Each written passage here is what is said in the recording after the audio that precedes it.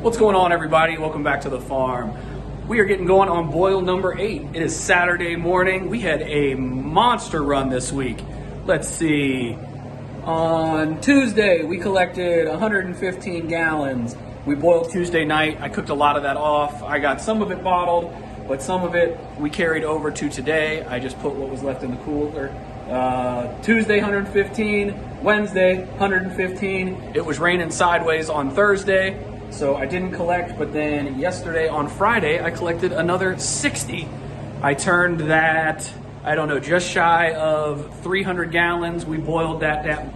We didn't boil it down. We RO'd that down to somewhere around like 75, 80 gallons of concentrate. So we got about 120 gallons of water pulled off of that we won't have to boil.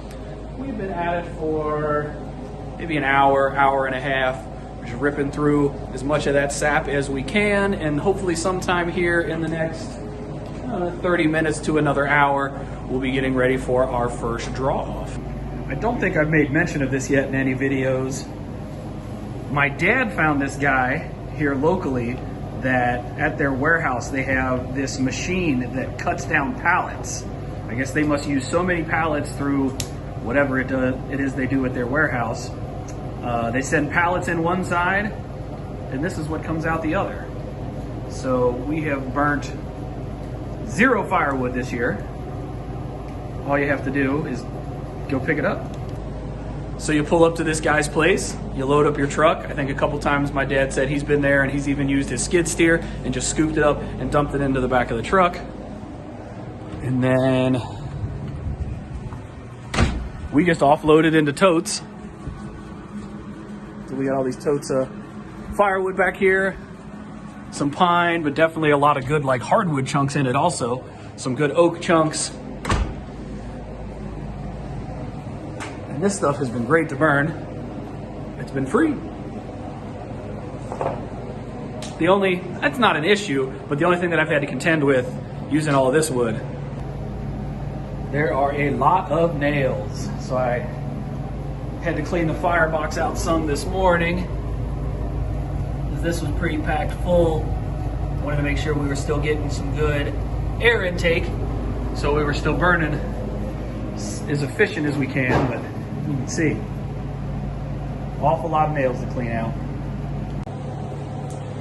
Been at it a few hours now. I have done 2 draw-offs so far. So I've been working on some of these little 4-ouncers today. So got a case of the 12-ouncers finished. I think we had to do 5 bottles of that. Finished this case of 12-ouncers, and then did a case of the 4s, and then working on a second case with our first 2 draw-offs. Everything is onto the pan now. So we are either on the divided tray, on the continuous flow, or in the pre-warmer now. And there is, I might have made mention of it. I did 2 lives today, so I might have talked about it on the live. Sorry if I'm saying this twice. I had about maybe 4 gallons of real concentrated stuff left from 2 nights ago when I boiled that I didn't get all the way finished. So kind of what I do with that is I will boil, and then I will get as far as I can get that evening. I will kind of flood the tray, make sure that there is a good amount on there, because we will get some carryover evaporation all night. This does hold a lot of heat.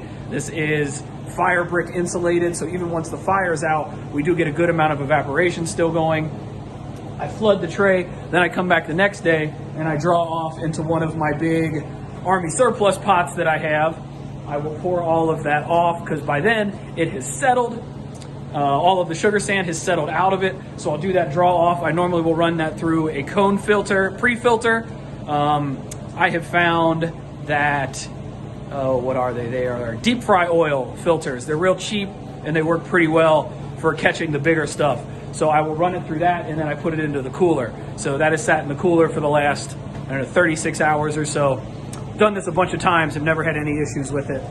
But that is in the pre-warmer now as well. So we are adding some much higher sugar content stuff to the pan now. So this end part hopefully will go pretty quick.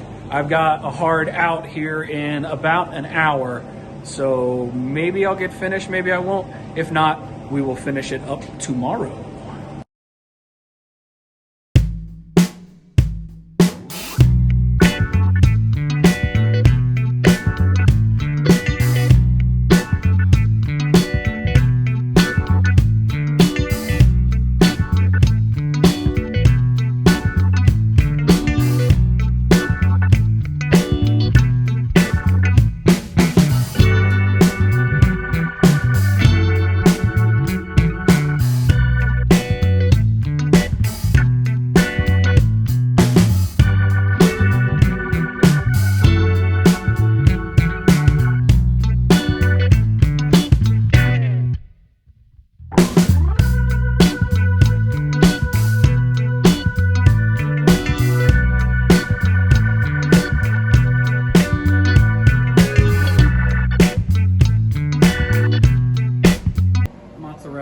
Supervising. We finished a little over 3 gallons, about 3.2 gallons. Currently, like I was kind of saying earlier, I got the pan flooded right now. There's a lot of sugar still on the pan. Don't want to ditch that.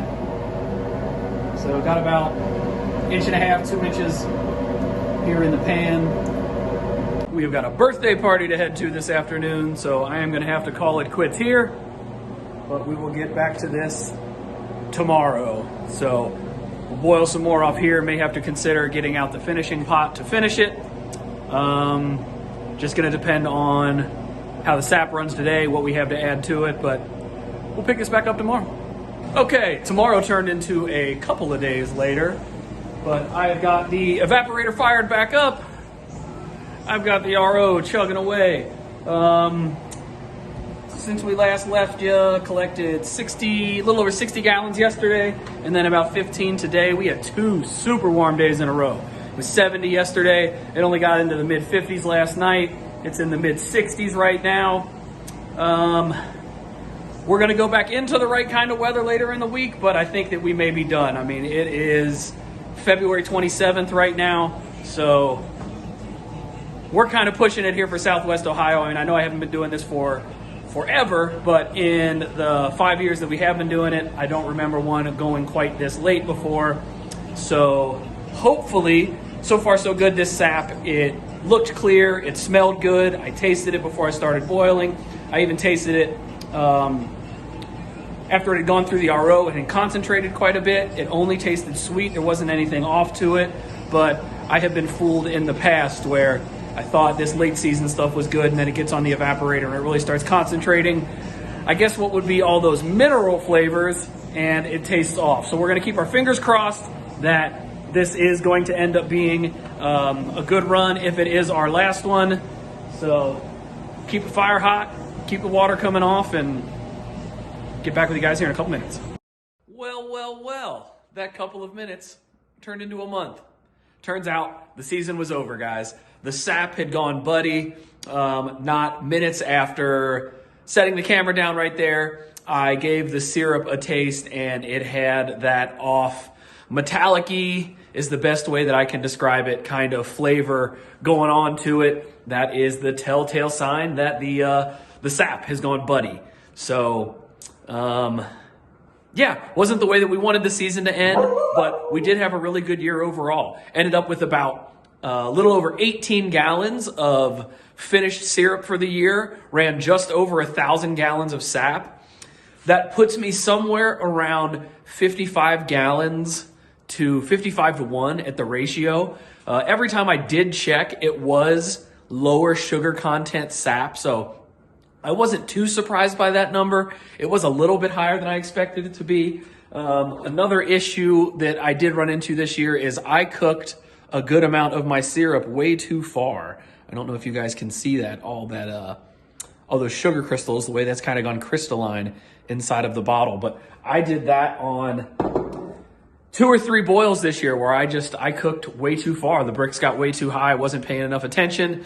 So that's something we're definitely going to have to pay better attention to next year, kind of figure out how do we change the process a little bit to better make sure that when we are at the draw off, we are really where we need to be in terms of those bricks. You know, I think I was focusing a little bit too much on making sure that I wasn't under, and I went right past it, and it wouldn't surprise me. That's not even the worst of the bottles. It wouldn't surprise me if some of them are even up in the 70s when it comes to the bricks.